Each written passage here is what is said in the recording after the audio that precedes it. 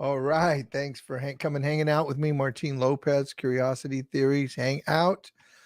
Excuse me. I got the hiccup, so you got to totally excuse me for that, man. I am my buddy Brian was trying to help me get rid of them, but I have not been able to get rid of them. So we'll see what we can do about that. So, last night I was watching uh, the highlights from Johnny Depp and Amber Heard's trial, and I decided to watch it on YouTube. And I wasn't watching from the perspective of entertainment. I'm not really interested in what's going on with their drama from the perspective of entertainment and how it's portrayed. It's just, to get ratings and all that other stuff as far as the media is concerned. But I'm interested from the perspective of curiosity, and I could relate to part of their journey, and not the drinking, not the drugs, not all the name calling. Well, actually, not the hitting and the throwing things around. Name calling, pretty much. I'm going to probably talk a little bit about that. But I connected really when I was watching them. I connected more to the pain. I saw them. Like, Amber sitting on the I think Amber Heard, yeah. She's, sitting in her little suits, and then, and Johnny Depp sitting, kind of being Johnny Depp with his cool look and everything. What showed up for me, and it could be projection, it could be just me, they could be absolutely fine, but from my perspective, what I was seeing was, what I'm seeing is a lot of pain. I'm seeing a lot of pain in those guys, and so that's what I wanted to talk about. I wanted to talk about what I saw, and what my thoughts are with that. So, there's a lot of people that I know that are empaths, that they're very that they have that empath energy. I wouldn't consider myself an empath. Empath is someone who feels more empathy than the average person. Now, I connect with people, but I don't want to consider myself an empath, nor do I do it. I am a feeling person, and we're all feeling people. But when watching their faces and watching their body language, it's apparent to me that they've hurt each other, and just hearing their stories, they've hurt each other a lot, and in turn they've really hurt themselves. And it seems like they're trying to resolve something that's, like, very important to them. Like, Johnny Depp has a point that he's trying to make, and Amber's got, what she's trying to protect, and what she's, the point that she's trying to make, and work through what she's want to work through. And maybe it's the fact that they gave marriage a try, that, hey, we tried it, and it just didn't work out, and we're really upset about that, or all the things that happen in marriage, and when you're a Hollywood star, and all the jealousy and all that, all the stuff that happens up there. I don't really know what happened, but I was able to see myself in both of them. I could see the pain that I have personally, as a result of my divorce, of the, of my life, things that I've done. And I could also see the perspective of another person, like people that I've hurt, feelings that I've hurt, people that I've disappointed, that kind of thing. And I could see that, and you just kind of, like, look at it, and there's that, pain has a particular way that it manifests as it shows up in people. And I could just see that in their faces. I wish I had, and maybe I'll try to find a picture and put it up here, but they just look like they're just in a lot of pain. And the thing is that they were talking about, and they were sharing, is how they've used yelling and hitting to kind of resolve what they're trying to resolve. And really, what are they resolving? Are they trying to resolve their inner pain? They've argued, they've thrown stuff at each other, they've done drugs, all this. Well, I don't know if she's done drugs, but apparently, Johnny Depp says he's done a lot of drugs and drinking and stuff. But like, that's a whole other issue. That's a whole other thing, people doing drugs and all that. So, I'm not here to judge them. I'm not here to judge anybody. I'm not here to say that they're right, they're right or wrong. But the funny thing that I was thinking when I was listening to them, because they were playing tapes and videos of them. And the funny thing is, as I'm listening to them talk, they're kind of both right. They're kind of both right when they're talking. I'm listening to them talk, and they both make great arguments. When Amber's suggesting that he acts a particular way and he's doing certain things, and then he makes a suggestion that, he talks about how he went into the bathroom because he just needed to get away.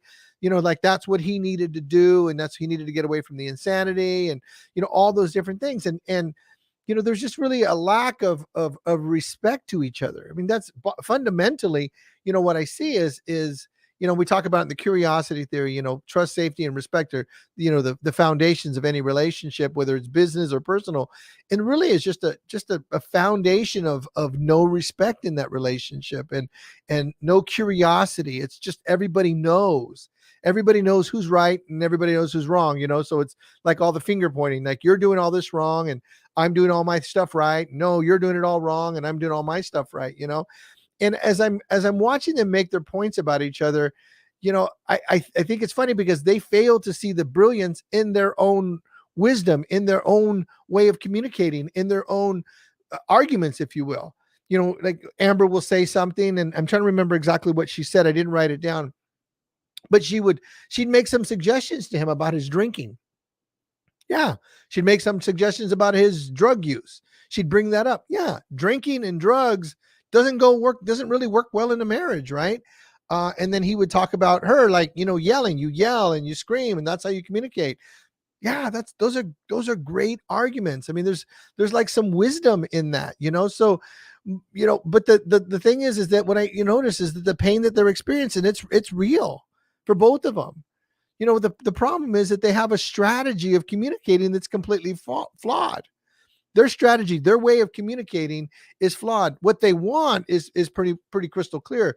It seems to me like what they want is they want to get along, that they want to have a better life together.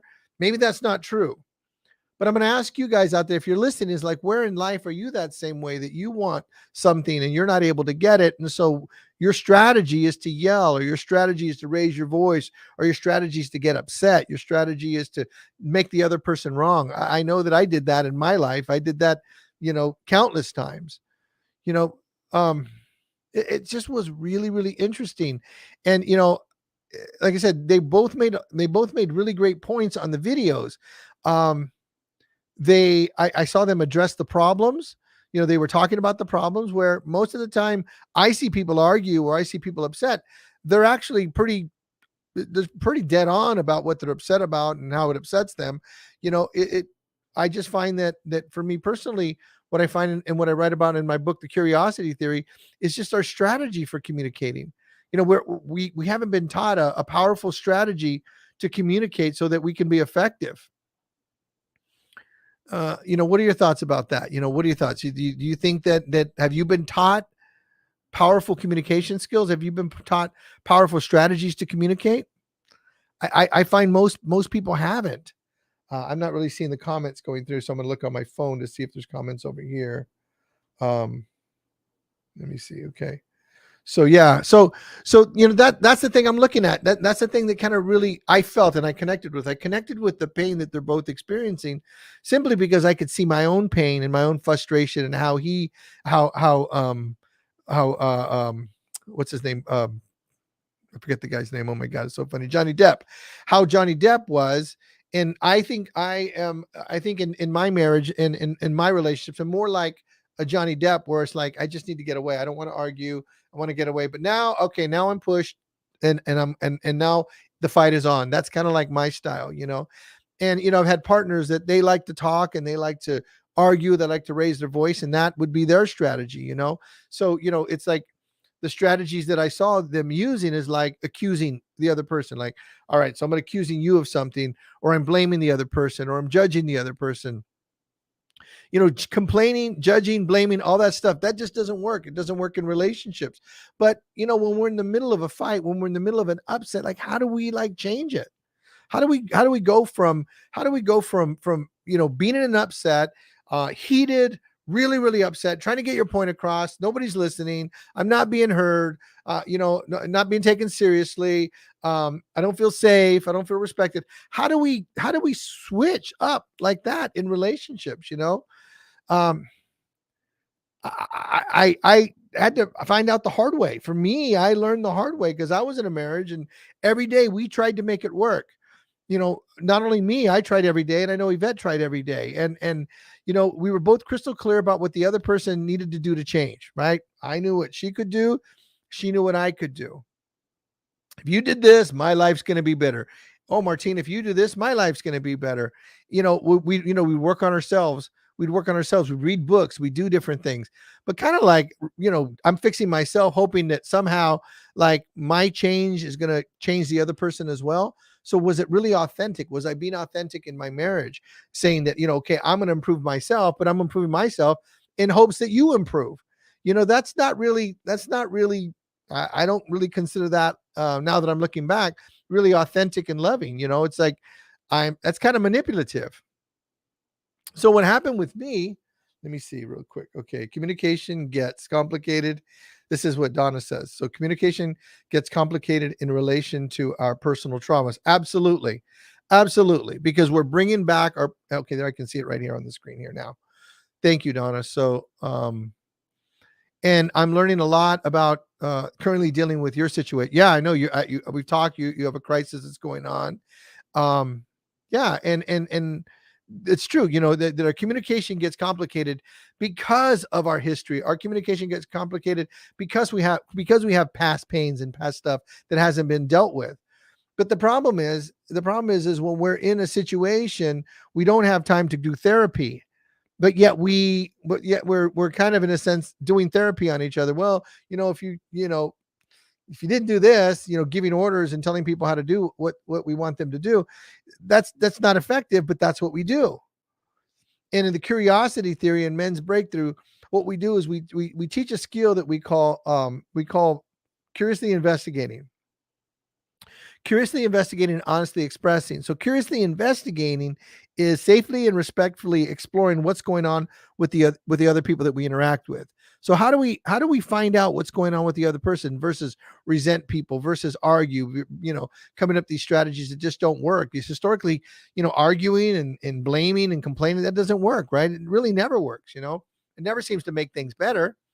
I mean, I've never really felt better after an argument. Like, let's say I won an argument. Do I really feel better? I've just demeaned somebody.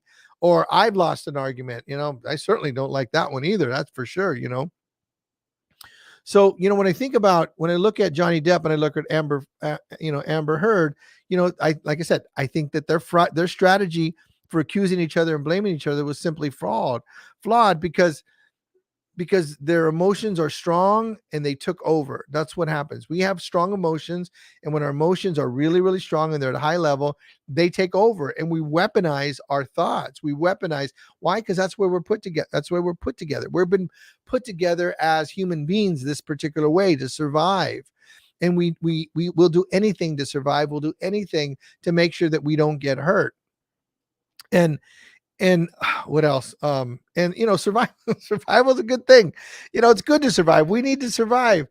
But for most of us, survival really isn't the thing we have to deal with on a daily basis. But still, the brain still goes into survival mode constantly. It happens so fast, we don't even know it. Our brain goes into survival mode so quickly, we don't even know it. And what happens, I'll just kind of give you kind of like like my understanding of how the brain works, is there's this part of the brain, it's like kind of in the middle, and there's like it's like a peanut. It looks actually like an almond. It's called the amygdala. And the job of the amygdala is to process fear and threats and stimulus and that kind of stuff. And not only is it constantly doing the job, it's always looking for stimulus. It's always analyzing it.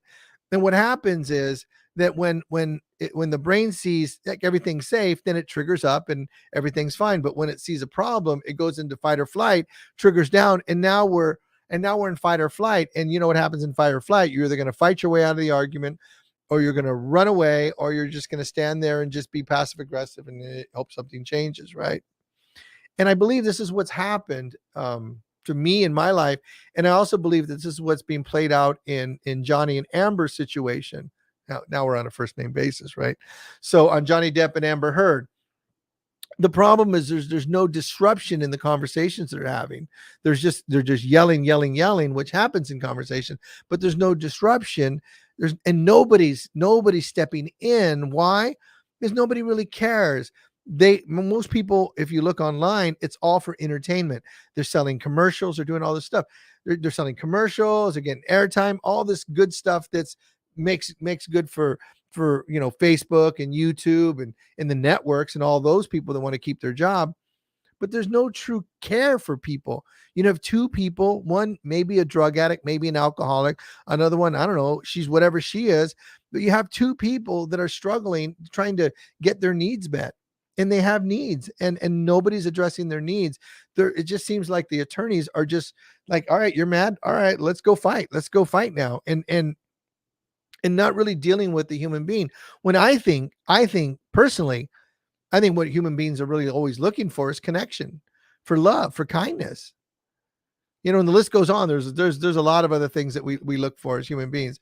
But human needs are so deep, and we're so connected with our emotions, that it's virtually impossible to identify and meet them when we're in situations like this, when we're in arguments, when we're standing in front of somebody that's yelling at us, or throwing bottles, or we're with somebody that's drunk, and they're not thinking straight, right?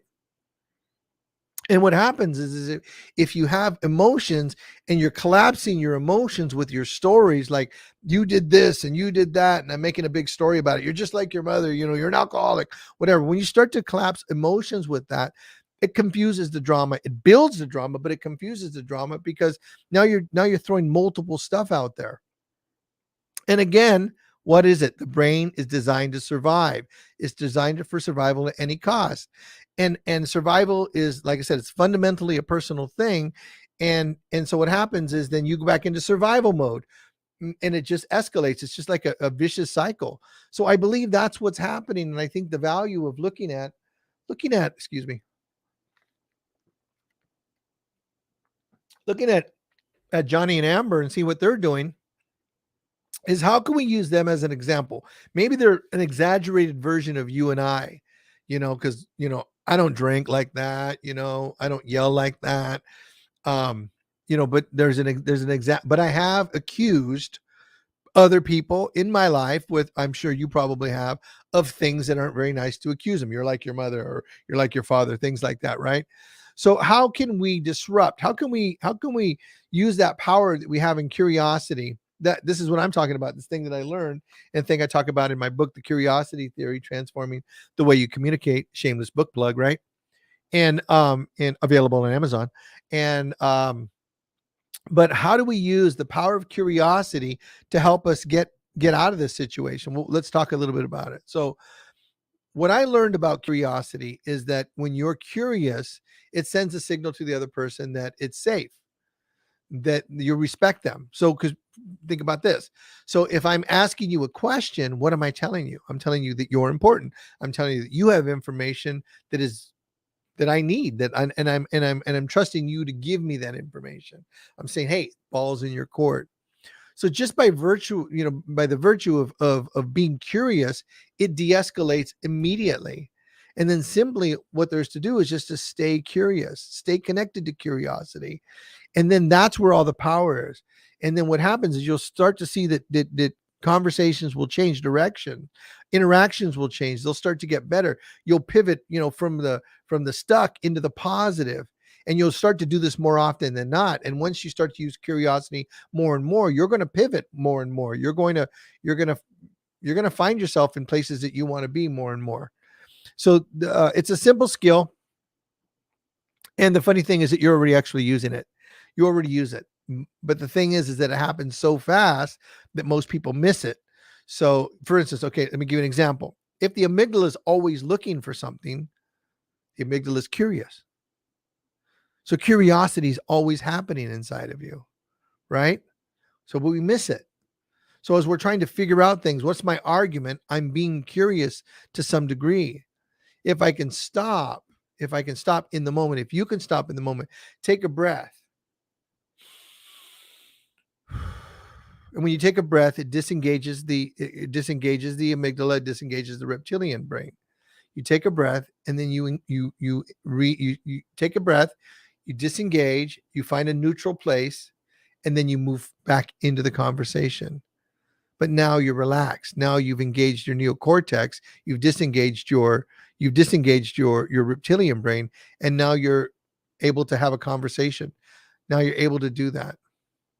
So my thought is when I was watching, Johnny Depp and Amber Heard, it's like, what if somebody just stopped, stop them? Like we're able to stop their brains and then get them to just look at the cameras and just admit to all of us and admit to each other what's really going on, what they truly desire. Beyond the pain, beyond the accusations, beyond the complaining, beyond the blame, beyond the judgment, beyond all that, beyond the I'm right and you're wrong, beyond all that. What if they could just connect to that part of their heart, that part of their soul that's pure love? I believe what would happen is they'd be an example, not only to turn their own relationship around, but to start helping us, people out here that are watching them, to turn our relationships around. What if we did that in transactions, in business? What if we did that at work? When we got triggered, we were able to stop, take a breath, disengage the amygdala, disengage the survival mode, and then re-engage the brain so that we can actually be curious and we can actually go back to what's important: human connection. I mean, this is a game changer. This can change lives. This is what I'm all about. I'm all about teaching people to be curious. That's is step one for it. That's not where it ends. This book is only, how many pages is it? It's 76 pages. 76 pages of reading. You can read this in the bathroom. It's big, and it's it's kind of big type too, and it's got pictures. So, the thing, what if we can connect with that part of our soul? What if we can connect that part of our truth? Like I said, we would start to change not only our lives, we'd start to change other people's life. But unfortunately, the human need right now to be right, to win, that I'm right, you're wrong, is stronger. And that's what we're seeing is at play right now. Not those versions of themselves that's the great version of self. See, there's pretty much what's going to happen. Let me see if I have my diagram here. Is this. Hope you can see this.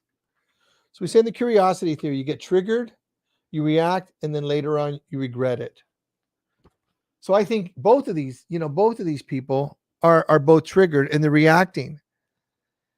And if I know human beings, and I'm pretty good at judging human beings, and I know people, is eventually you're going to regret it. You're going to regret it. But what if there was a way that you could intervene in the trigger when that trigger happens, that trigger says to you, you know what? This is time to take a breath and get curious. And then notice what you're observing. Notice what's happening. Notice the facts of what's going on versus the story that you're creating. Separate those two. And then notice what feelings you're experiencing.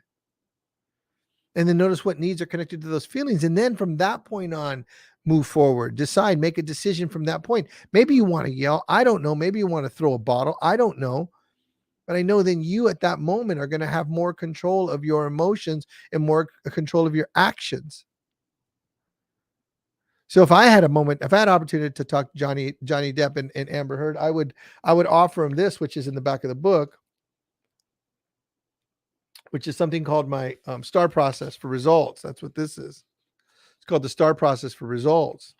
Let me kind of walk you through what that is really quick. So I'd say, hey, listen, I got an idea for you guys. Let's go through the STAR process and let's see if this thing works. And let's see if we can really find out what's going on with you guys. The STAR process is STAR, stop, think, act, and review. And there's 2 R's, review and recover. So the stop is like we talked about earlier. Stop, take a breath. Get clear on what your needs are. What is your need? Johnny, what is your need? What is Amber's need? What is the need of the people that you're out that are your public? What is the need of everybody that you're around? What do they need? What do they want? I don't know. Maybe they just want harmony. Maybe they want peace. Maybe some of them want drama, but that's on them, right? But what is it you need? What does your ex-wife need? And it'll be the same thing for Amber. Amber, what is it you need? Get connected to what you need. And what is it that Johnny needs? And what is it that your family needs? And what is it that the public needs from you? They certainly don't need you guys to be fighting in public, but that sells and that makes money. So maybe that is the need, but I want to suggest that it's not the need.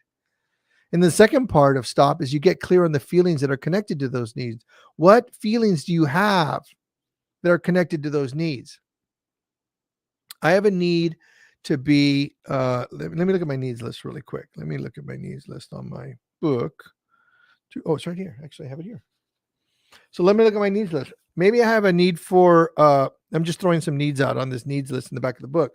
Maybe I have a need for appreciation, or a need for love, or respect, or to be understood, or to be seen.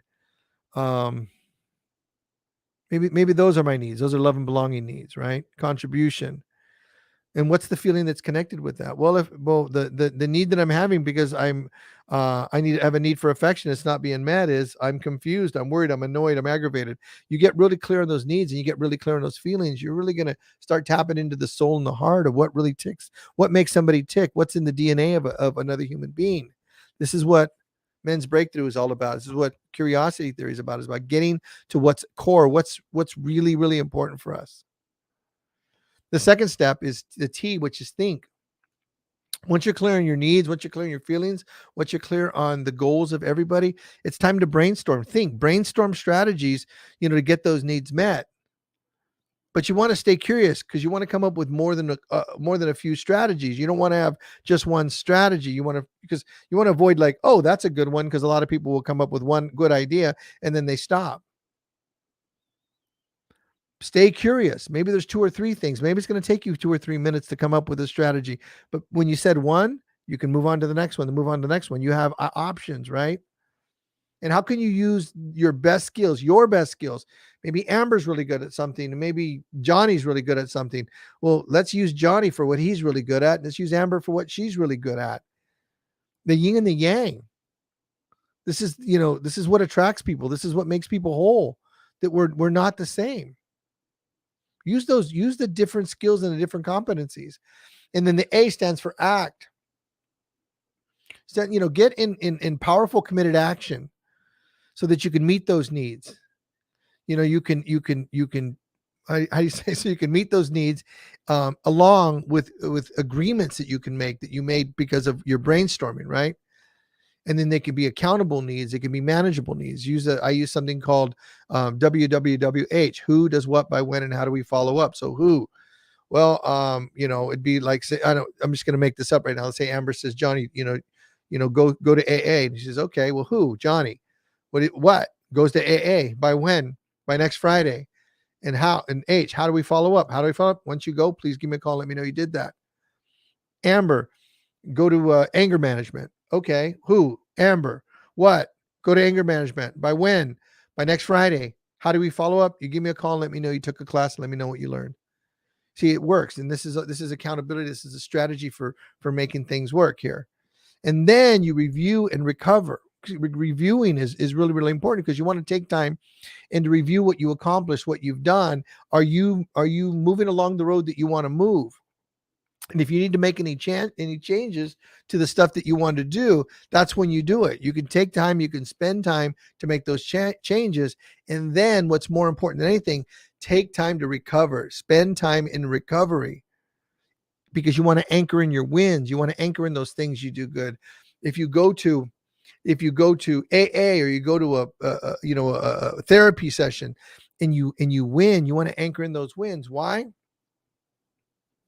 Hang tight, I'm going to tell you.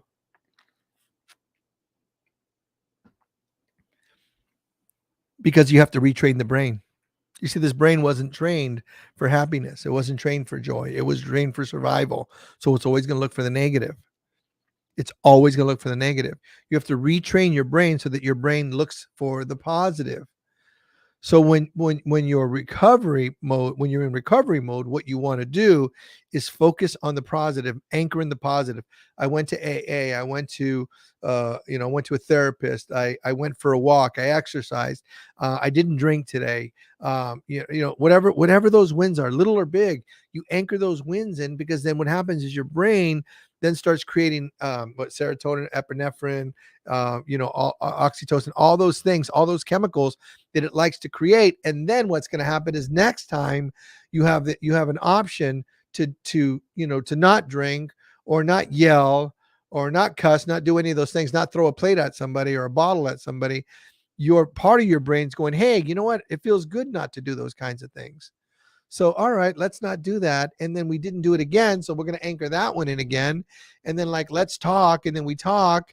And then we then celebrate the fact that we communicated really well.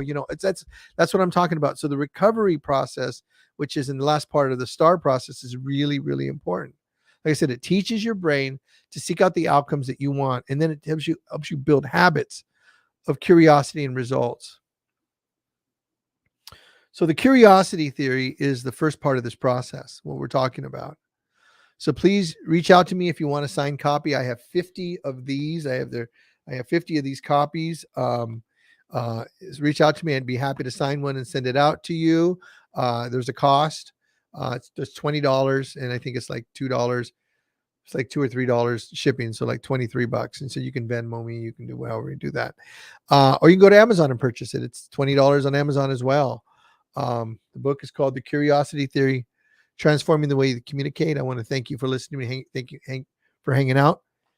Please like and share today's Hangout. I'm very grateful that you hung out with me, and hope you have a great weekend.